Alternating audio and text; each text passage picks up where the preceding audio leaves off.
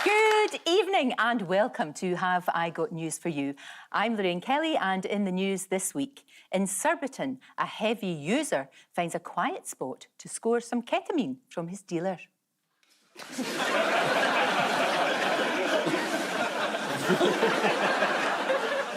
On I'm a Celebrity, there's evidence that Colleen Rooney is struggling with the bean-heavy diet.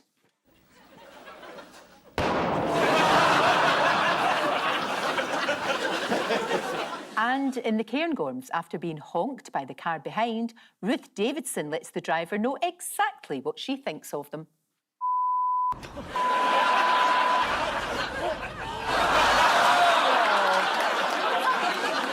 On Ian's team tonight is a journalist who used to host a podcast called How to Win an Election. It's not for me to judge whether it's any good or not, but apparently Rishi Sunak and Kamala Harris were regular listeners. Please welcome Matt Chorley.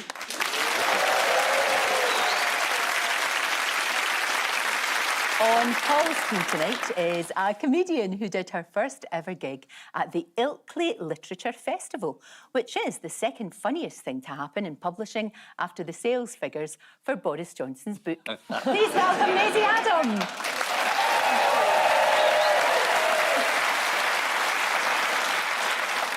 Well, we begin with the bigger news stories of the week. Ian and Matt, have a wee look at this.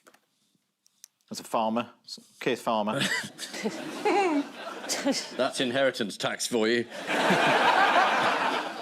No, I'm an economist. These are all pound coins.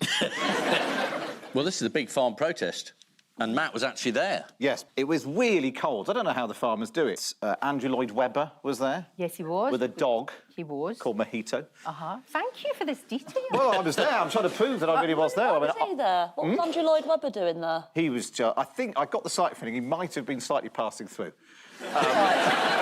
You ended up doing some vox pops, didn't you? Yeah, I love a vox pop. There's nothing better than standing in the drizzle speaking to members of the public.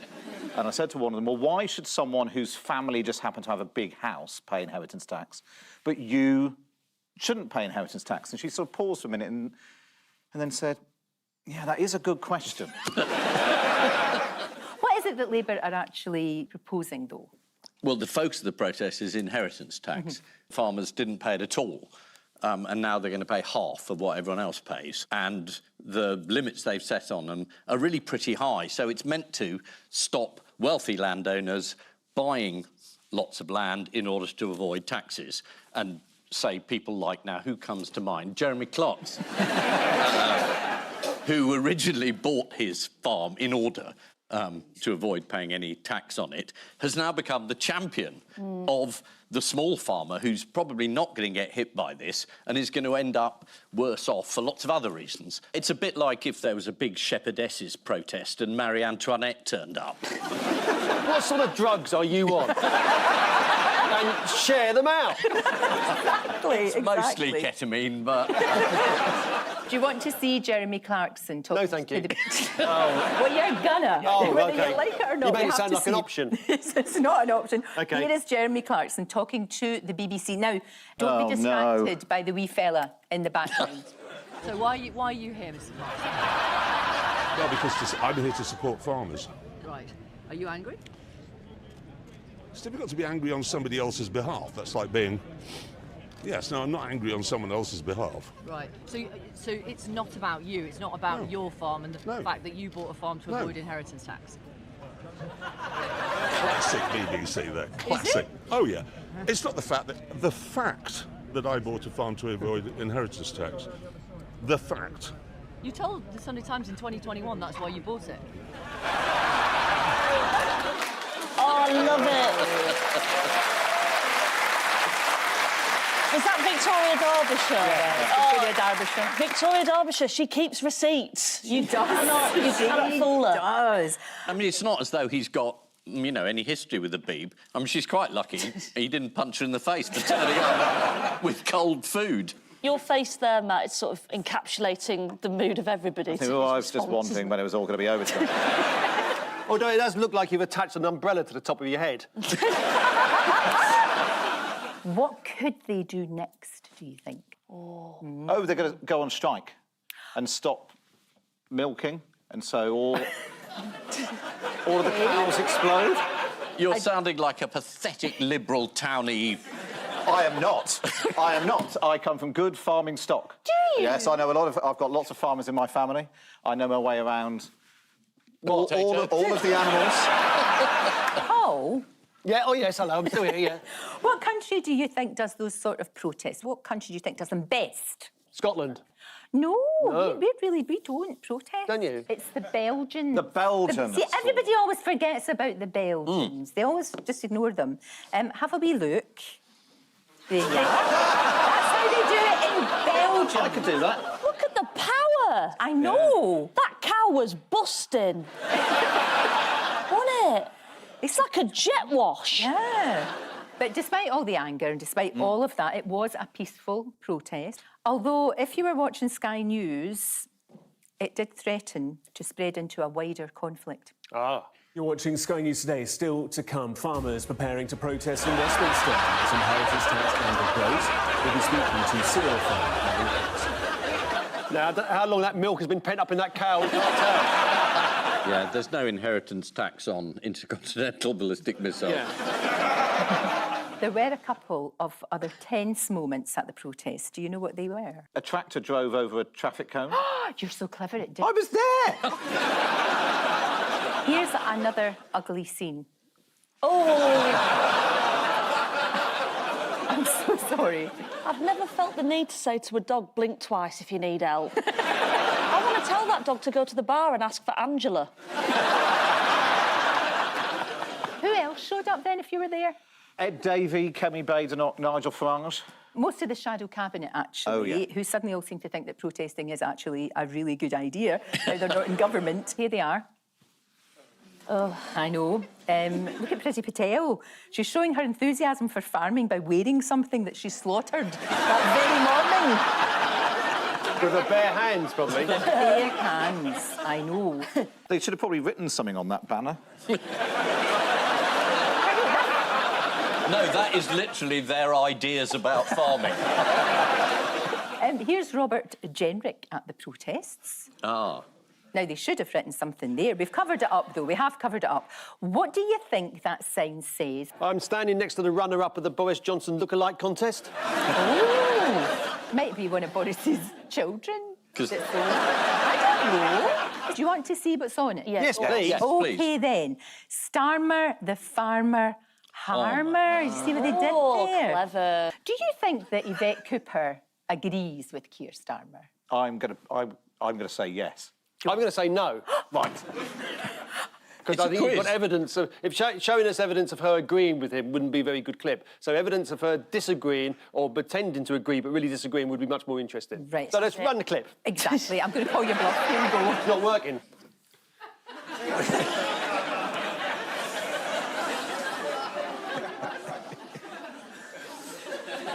But there's a job after politics in the back of cars. Yeah, exactly, yeah. Oh, it's better than going on breakfast TV with her husband. Yeah. Well, indeed. But when she comes on, he's not allowed to talk to her. Is that right? Yeah, just to keep things kind of, proper. Yeah, exactly. Keep things proper. Yeah. Keep things proper and fair and all the rest of it. Oh, right. Yes, it does. Oh, sorry. I thought you made it sound like they can't keep their hands off each other normally. They have to be kept apart. And do you know what, Maisie? It could well be. Yeah, in case they start having it off on daytime TV. Exactly. He can't keep his hands off her Cooper and she doesn't Oh, matter. no! You finish that, not me. Can you name any of the hard-working landowners set to suffer at the hands of the government?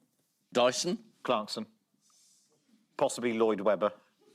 Tom Peck in the Times revealed Nigel Farage. Nigel Farage has land worth $3 million. Here he is at the protests. Oh, my God. I've never wanted a busting cow to hand. Straight in there. What does he grow on his farm, Farage? Fags? I don't know. I think he's got a vast tobacco crop. I can imagine what he puts on his crops, there's plenty of that. Save himself a fortune. So, who else was caught trying to trouser millions this week? Was this the relatives of the late Captain yeah. Tom? Oh, yeah. Yes. Yeah. Turns out he wasn't walking around the garden, he was just trying to escape.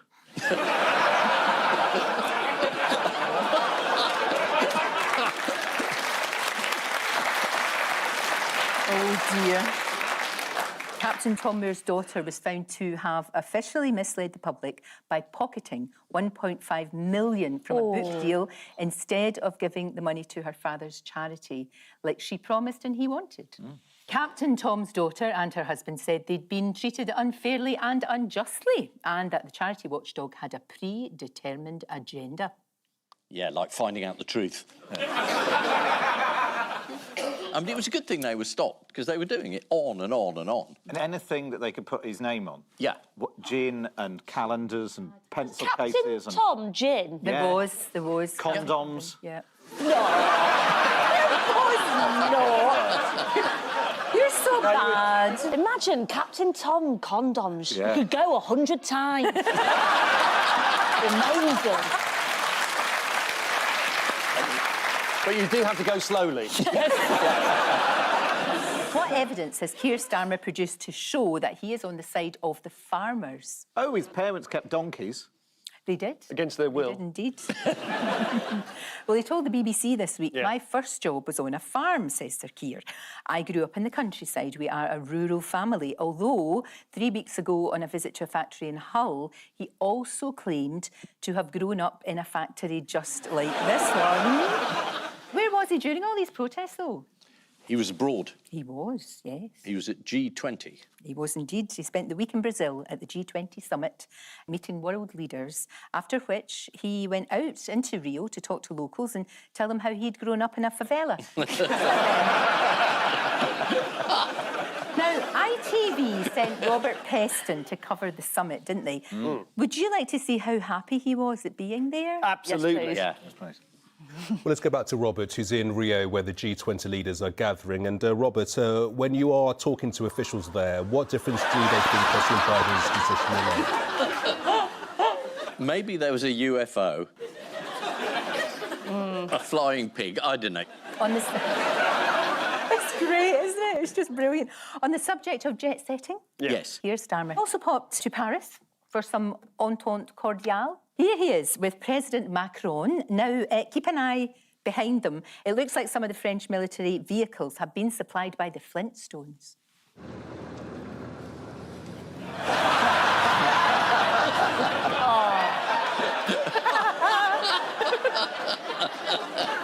Well, this is the farmers' protest at Labour's new rules on inheritance tax. In other news, Rachel Reeves has been accused of lying on her CV, but we've all done that, haven't we, for work purposes? For years, I've claimed to be friends with Richard Madeley. Paul and Maisie, have a wee look at this. Yes. OK, there's Donald Trump. That's Elon Musk. He's the president. He's the president, yeah. And that's Matt Gaetz, who was going to be Attorney General, but now can't be Attorney General because there's been some new revelations about his terrible life. There's a man who's worried about being extradited. Matt Gaetz has proved just too controversial, even for Trump. He was going to be head of the Justice Department, but he was being investigated for sexual misconduct by the House Ethics Committee until the investigation was closed when he resigned from Congress to become Attorney General. He needs to be investigated for them eyebrows alone. Well, yeah, and you know what? Looking at that, does he remind you of Robbie Rotten? You know Robbie Rotten from Lazy Town? Yes. Oh, yeah. What do you think? It's a dead ringer. It's uncanny. Elon Musk has been put in charge of cost cutting. He's going to cut a third of the entire US budget. He's now calling himself First Buddy. Yes. Ooh. That's going to break apart that relationship soon. It's a bromance waiting to dissolve. Who's doing their damnedest to bring Musk's Twitter X, whatever it's called, to bring that empire crashing down? Musk is. Very true. He's been working really hard at it, and it's good. It's working. It's working. It's working. Yeah, lots of people are leaving. You were saying you only spend a few hours a day now on Twitter. I mean, I've given up the stuff late at night where I get into fights with people, because I've had a few. Fascist. So it's you! Let me show you this person. Oh, God. Oh, that's the Fox News guy, isn't it? He is the new Defence Secretary, Pete Hegseth, his Hegseth, name yeah. is. What's weird about this guy? He doesn't believe in germs. They don't exist. You can't see them, therefore they don't exist. Yeah, he said he doesn't think germs are a real thing. Now, he does have a military record, so you would think he'd have a good aim with a weapon, right? Well, have a look at him throwing an axe. Yes. Who's going to win this battle with the lumberjacks?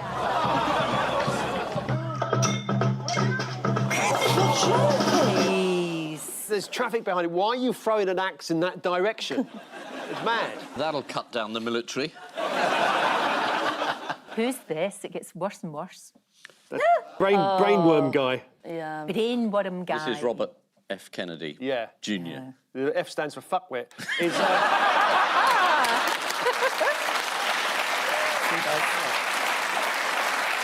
Yes, indeed, it is Robert Kennedy Jr. So, obviously, he's in charge of... health. Health and Human Services, of course Yes. he is. What problem has President Biden left in President-elect Trump's lap, Ukraine. leading to... World War III. No, World War III, maybe? Maybe World War III. You don't think? No. Oh, I feel a lot better now. Yeah. I do. If I'm wrong, I'll be the first to apologise. This cavalcade of bozos is going to be in charge in the world's most powerful country at the beginning of January. It can't help but fall apart in an air of absolute chaos. That is the most brilliant analysis, and the collective noun for bozos Yeah. is a cavalcade. Yes. Cavalcade of bozos. Yeah. Love that. Love it. Wonderful. Oh. How has Joe Biden followed up that slightly rash move with the intercontinental ballistic missiles? What did he get up to? Well, he's also allowed them to plant landmines, which I thought we weren't doing anymore. Anyway, I thought I'd add that for comic purposes. Well, he sort of wandered off into the Amazonian jungle.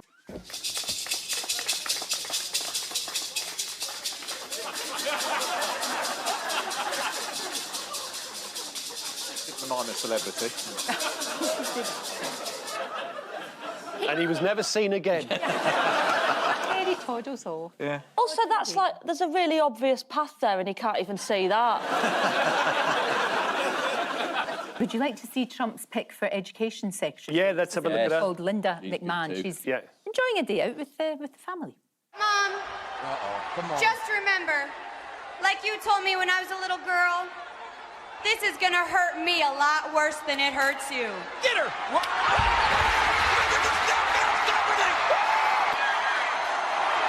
Stop it, just tell their husband to get her back! Stop that! Stop that! Oh my God! Oh my God! Save her! Is this a cabinet meeting? That's the John Prescott Memorial Games. So she used to be, like, head of WWE then? It is literally people that Donald Trump has seen on telly. Oh, my God, the Home Secretary is going to be Marge Simpson, isn't it? She'd be quite good. She'd be all right. She'd be a breath all of right. fresh air. She would be okay, Sticking with wrestling, what are they doing in a church in Bradford? To encourage people to go to church, they're staging wrestling matches in the church. So is this during the services? Yeah.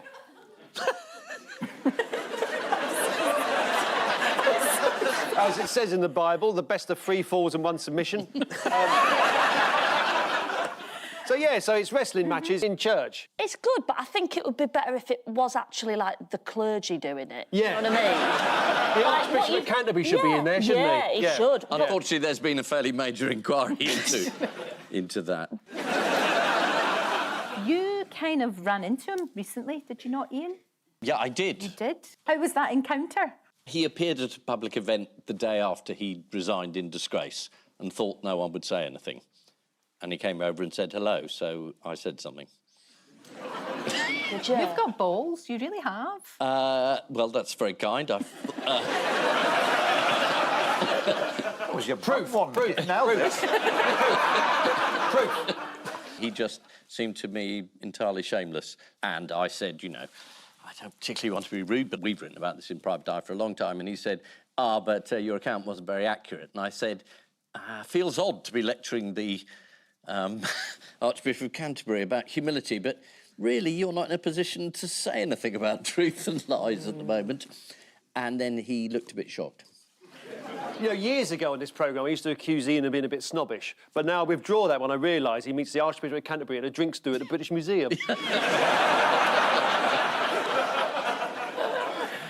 you think so, Paul? Do you think you'll be missed at all? We'll always hit somebody else. Oh, the Archbishop of Canterbury, sorry. Sorry.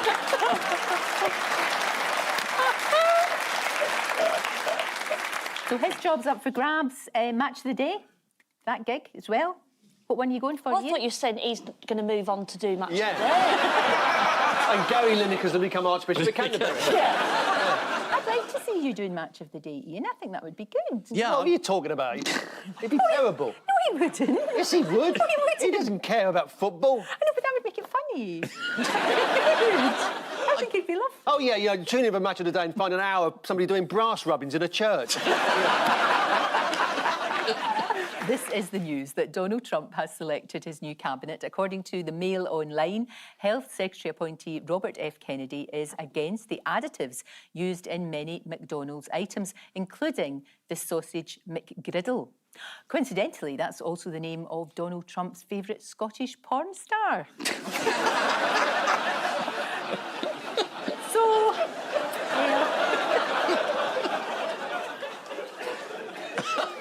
You're happy with that one, aren't you? right, let's put that. And so... Pint of bitter, please. So now, to round two, the one-armed bandit of news. Fingers on buzzers, teams.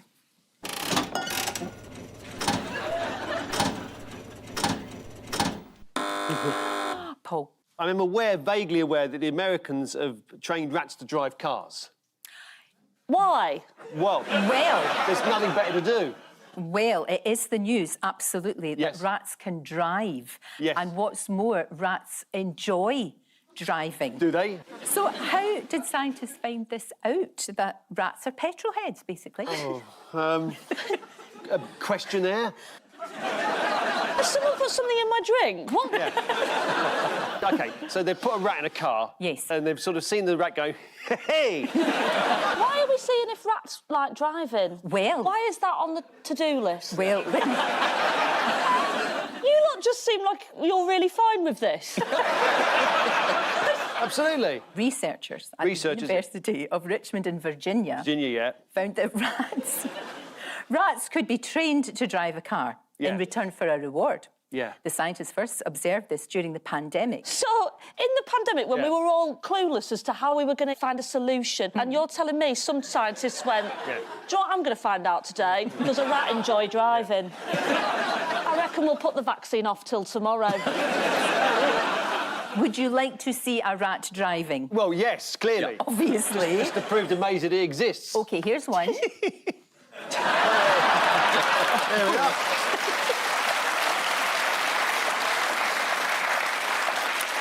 This is the real one. Have a look at this. Oh, so cute. You've been generous with the term car. Yeah. There's remote control going on here. No, I think the rat is just trying to get the treat but can't because someone's put it in a car. I don't think the rat is going, watch this, I can do a three-point turn.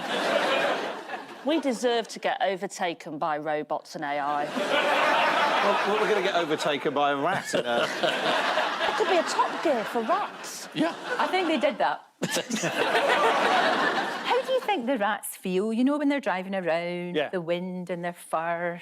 I think they're enjoying the freedom of the road, you know, the independence. Apparently they love it. Yes. So much so that when she was conducting the experiment, Professor Kelly, no relation, noticed the rats were jumping into the car and revving the engine before their vehicle hit the road. What's the end goal with getting rats to drive? What are we hoping to one day Planes. Planes? Yeah. I don't want to be on a plane and a rat come on the tannoy going. Yeah. We're just going at 30,000. Yeah, but... yeah, they'd probably say that rather than speak English. It's perfectly safe as long as they know there's a Fruit Loop waiting for them in Rio de Janeiro. Now, all this isn't really news. For those of us of a certain age, we will remember the kids' show Tales of the River. Tales of the Riverbank, yeah, Hammy Hamster. I know. Roderick Rat. Oh, I know. They've been getting rats and hamsters to drive cars and boats and fly planes for years. We must see this. That afternoon, Guinea Pig appears on the scene. The two friends watch him as though they're both glued to the side of the road as Guinea Pig hurtles down on them and screeches to a halt.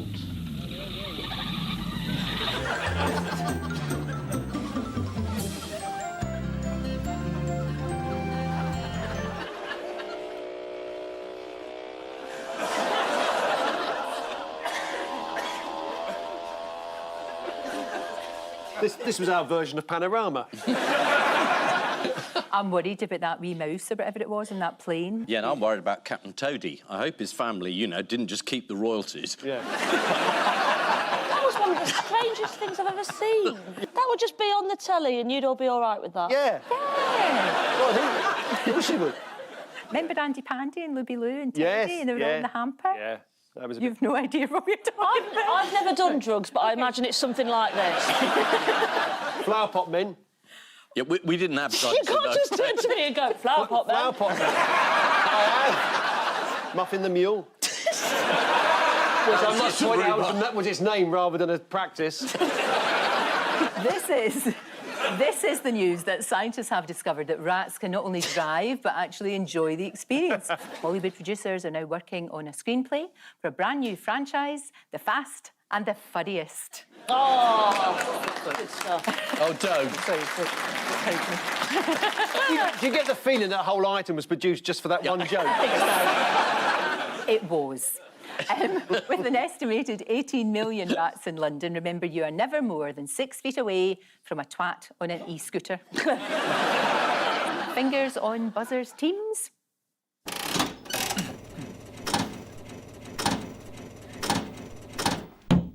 Oh. Yeah, Mel Gibson isn't Scottish. Really? Yeah, apparently he's Australian and he wasn't involved in Scottish independence. True, but not what we were really looking for. This here is the news that Scottish people are better at spotting fake accents than people in the South. Right. So why are we better than you soft Southerners then? I suppose you've got to have a good ear for accents to understand what each other are saying. Researchers from Cambridge University, no Oh, yeah, less, they know nothing. They put some Scottish rats in a car. Researchers from Cambridge University think that centuries of tension and conflict have made Northerners, Scots and the Irish more wary of outsiders. Therefore, they are more attuned to spotting fakes, like Rod Stewart. Rod Stewart's not real. Who did Theresa May impersonate recently? Did you see her? Was it James Brown? I'm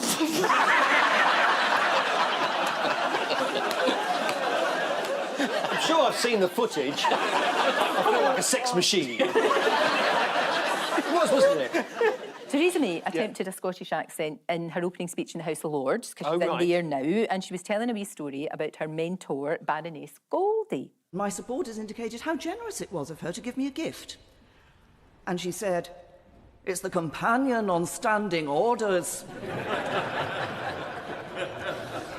It's Rod Stewart. To read during recess. She's not the only former Prime Minister who likes to put on an accent. Yes. Oh, no. What's Boris Johnson been doing? Oh, he was in France. Yes, he was. And he gave a radio interview in French. You want to hear this? Oh, really? Yes, please. La liberté de faire des choses différentes. Et en particulier, vous voyez, on oublie tout ça maintenant, parce que c'est il y a 2 ou 3 années. What's he saying, Ian? It's gibberish. Yeah. We have actually got the official translation. Would you like to see this? Yes, please. OK.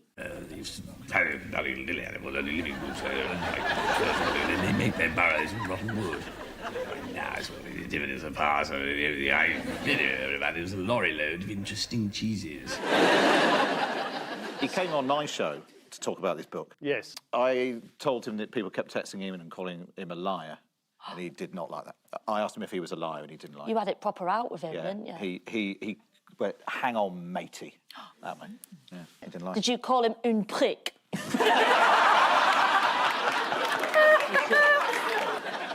In other news, how has Richard III been communicating from beyond the grave? This feels like one for you, Ian. He's on Twitter. No, he's on Good Morning Britain, isn't he? Well, there's a lady called Yvonne Morley-Chisholm. She's Yes. a vocal coach at the Royal Shakespeare Company. Yep. She has spent 10 years of her life perfecting an avatar of Richard III. Oh, right, good. Yes, which has revealed his voice. Yes, of course it would do, wouldn't it? Yeah. It would. Why am I in this car for? According to BBC News, Yeah. the team studied his skull to decipher how his facial muscles would have looked. Yes. And despite the fact he was born in Northamptonshire, declared that his accent was decidedly Yorkshire. Oh, no way. Does he sound like me? Well, do you want to hear? Yes. OK, let's hear. The sun sheens with no less licht and splendour, nor does it suffer any diminution of its strength. Rather, it is pleased to be seen, to sheen as a king in the midst of his nobles. I think he went everywhere but Yorkshire. He started off Irish, and by the end, he was Billy Elliot. Yeah. Of course, if you want to hear a really typical Yorkshire phrase, it would be, there's too many of them in our cricket team. Fucking hell, Lorraine. Yeah. Sorry, Maisie. Your show's getting cancelled in the morning. National treasure by arse. That's a proud boast. Yeah. A proud boast. Time now for the odd one out round. Just one between you this week. They are Kemi Badenoch, Swedish Minister Paulina Brandberg, Edward VII, and the French. Edward VII. Which one's he? You know you. Edward VII is the bottom left. He's the one. Well, the only thing I know about him is that he had quite a big stomach and he couldn't do up the bottom button of his waistcoat. So then it became sort of like in polite society, you know, when people would meet the Archbishop of Canterbury in the British Museum, they would walk around. And they'd just they'd leave the button undone. He was a trendsetter. He was a trendsetter. Yeah. I know one thing. Yeah. You know more than one thing. You know your name and where you live. That's two things. She was in the newspaper because she hates bananas. Oh, yes. Yes. Is that the Swedish politician hating bananas? Yes, Right. yes, yes. But the bananas are key. Ah. The bananas are key. Bananas. Bananas. Was he the first royal to eat a banana? No, I'm misleading you with the bananas, Yeah. to be fair. So when you said the bananas are key, what you meant was it's nothing to do with bananas. No, bananas are there. Right. Bananas are there. Fears and phobias. Yeah. She's the odd one out. They've all got an unusual food obsession, except for the Swedish minister, Paulina Brandberg, who has indeed got an unusual food phobia. And leaked emails to her staff revealed that she asked them to banana-proof rooms before she entered them. What? Yes. What's the technical term for fear of bananas? Bananaphobia. It is bananaphobia. Oh, no. Well, I thought Ian would, go to the Latin for banana and No. do that. Oh, he only knows one thing. Yeah. The only time you ever use Latin for banana is when you're in a British Museum talking to the Archbishop of Canterbury.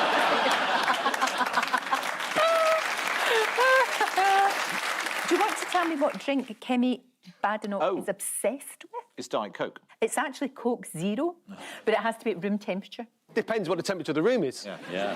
What did King Edward VII's diet consist of? Everything you could possibly eat, Absolutely. he did. He was a renowned glutton. Yeah. So his food obsession was food. Just basically everything. This is what he would eat. Breakfast, 30 courses. Lunch, 8 courses. Then there was afternoon tea. Then dinner, 12 courses. And right before he went to bed, he would have a supper of cakes. Imagine following him into the lav. Absolutely. The only way you'd ever follow Edward VII into the lab was if you were at a dinner at the British Museum. What British food are the French supposedly obsessed with? Roast beef. No. No. No, it's Fish not. and chips. Sausage rolls. No, chocolate fingers. Les fingers de Cadbury is what they call them. Les fingers de Cadbury. Finger That was a de drag Cadbury. act, wasn't it? There's now outrage in France because the biscuits have not been seen on supermarket shelves since the spring, and the makers have not explained why. Oh. So how do you think the French have reacted? Protest. Rioting. Academic Sophie Theron told Le Monde Yeah. When Cadbury withdraws its fingers without warning, the trust established with the brand is shattered. And That needs no further comment. Would you? Would you withdraw your fingers without warning? Is that what you're asking us? Would you like to see a French... Well, obviously we would. But whether we should is another matter. Go on, then. Would you like to see an old French advert for Cadbury's chocolate fingers? I believe I would. Yeah. Ils sont bons tes fingers, monsieur Cadbury, vous ne pouvez pas les faire un petit peu plus long? Finger de Cadbury, c'est bon. Un petit peu plus long. And well delivered there by a young Boris Johnson. Ah. Finally, yes. How did one man in America lose some money over a sausage this week? It was in a game show. A game show. Oh, what's my sausage? Oh, yeah. It was on Wheel of Fortune. It was, Matt Chorley. A bit daft. Okay. I'd like to solve the puzzle. Okay, well, let's hear it. Treat yourself a round of sausage. I'm sorry, that's not it. Give yourself a round of applause. Yeah, that's it. Oh. Treat yourself to a round of sausage. Yeah. That's also the slogan of the Captain Tom condoms, isn't it? OK, time now for the Missing Words Round, which this week features as its guest publication Fry magazine, the #1 magazine for the fish frying and fast food trade. Shall we start with fish called Bob causes sensation in Leeds because what? It's got a fake Yorkshire accent. No. He buys around? No. No. Fish called Bob causes sensation in Leeds because he has a human face. Oh. What? No, he hasn't. There's Bob. Oh, yes, he does. He's got a human face. He's got a tash and all. Yeah. I think I used to go out with his sister. OK, if you find yourself in a chippy in Blackburn, make sure you what? Pay. Is it gravy? Gravy? Make sure you ask for gravy. That's not a headline, is it? Gravy? It's not a headline. It's not news, is it? I'm trying to show you in Blackburn. Make sure you ask for... No one's asked for that before. Hello, is that the BBC? If you find yourself in a chippy in Blackburn, make sure you try a John Bull sandwich. There we are. No, I take it back on what you said about gravy. That's not a headline. That's not a headline either. A John Bull sandwich consists of 2 slices of potato with mince in the middle, which is then fried in batter. Oh, my God. That's what Edward VII would call an hors d'oeuvre. Yeah, that's a starter for him. 132 hamsters on the loose. What? 132 hamsters on the Loose Women show. Yes. Oh! They had it standing for Janet Street Porter at the last minute. It's 132 hamsters on the loose cause chaos on a flight to Portugal. That's like the world's shittest sequel to Snakes on a Plane. Hamsters on a Jet2 flight. Yeah. Next, National Fish and Chip Day was moved a day earlier this year to create a joint celebration with what? Heart Attack Tuesday. Is it the Daily Telegraph? Funnily enough. National Fish and Chip Day was moved a day earlier this year to create a joint celebration with the 80th anniversary of the D-Day landings. It's what they would have wanted. It's what Captain Tom would have wanted. Yeah. Finally, Swindon Town manager blames recent runoff defeats on what? The opposition turning up. It's ghosts, isn't it? It's the graveyard. Swindon Town manager blames recent run of defeats on stadium being haunted. Oh. Yeah, the manager Ian Holloway cited an example of the supernatural behaviour during their last home match when the ball was possessed by the opposition and they couldn't get it back for 90 minutes. Possession. Yeah, right. He knows about football. He knows. Yeah, now I could do banter about this. Did you watch Match of the Day last week, Archbishop?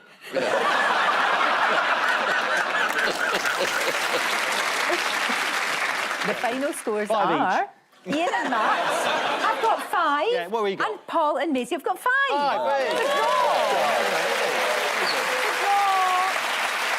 Right, before we go, there's just time for the caption competition. The monkey's saying, hello, is that the manager of Whipsnade Zoo? Guess who's in your office? or alternatively, you don't understand, Maureen, it's over. Okay, hello, Rats Taxis. What's the pickup address, please? On which note, we say thank you to our panellists, Ian Hislop and Matt Chorley, Paul Merton and Maisie Adam. And I'll leave you with news that, at a party in London, one man reacts after the guest of honour tells his father's favourite joke.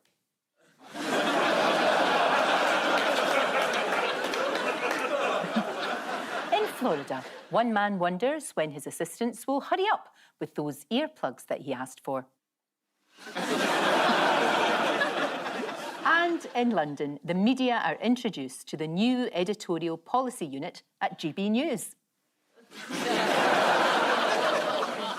Good night.